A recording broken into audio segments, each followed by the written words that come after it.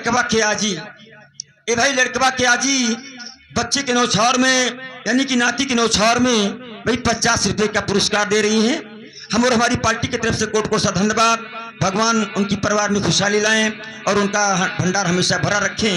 लेकिन आप लोगों का क्या ख्याल है? अरे गिरीवाड़ की कई धनता यार जोगी वावरिया चितवई जोगी वावरिया चितवाई हो।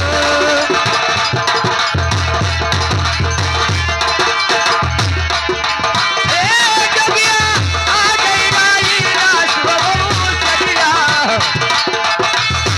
जोगिया आ गई राई रास बबू सरिया धारिया हमरे राही धारिया बोरे राही हो जोगिया।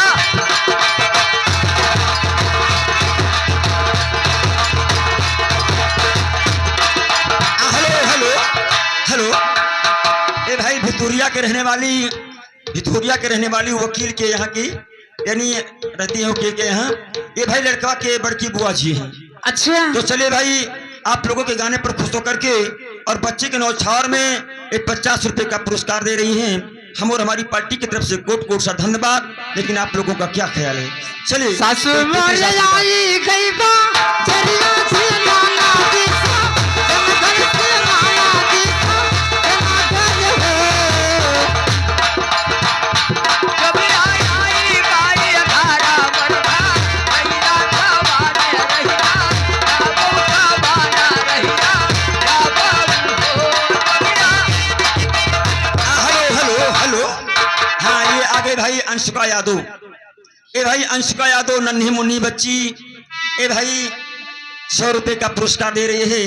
परमात्मा इसकी जिंदगी सलामत रखे और उनकी परिवार में ऐसे खुशहाली लाए। लेकिन आप लोगों का क्या ख्याल है? चलिए अरे फिर की रहिया भागे परवायर गाँव माता गई गाँव माता फिर हो रामा गौ माता खीनाती पर जड़वा बाजी का मुड़वा पटकई बाजी का मुड़वा पटकाई हो।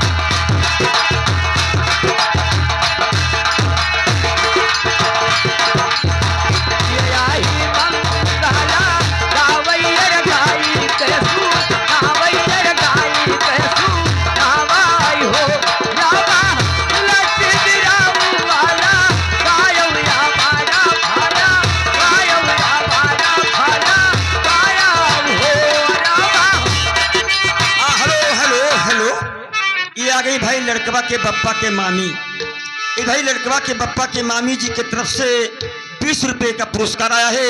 हम और हमारी पार्टी की तरफ से कोट कोट सा धन्यवाद। आप लोगों का क्या ख्याल है? हेलो अरे जरा जर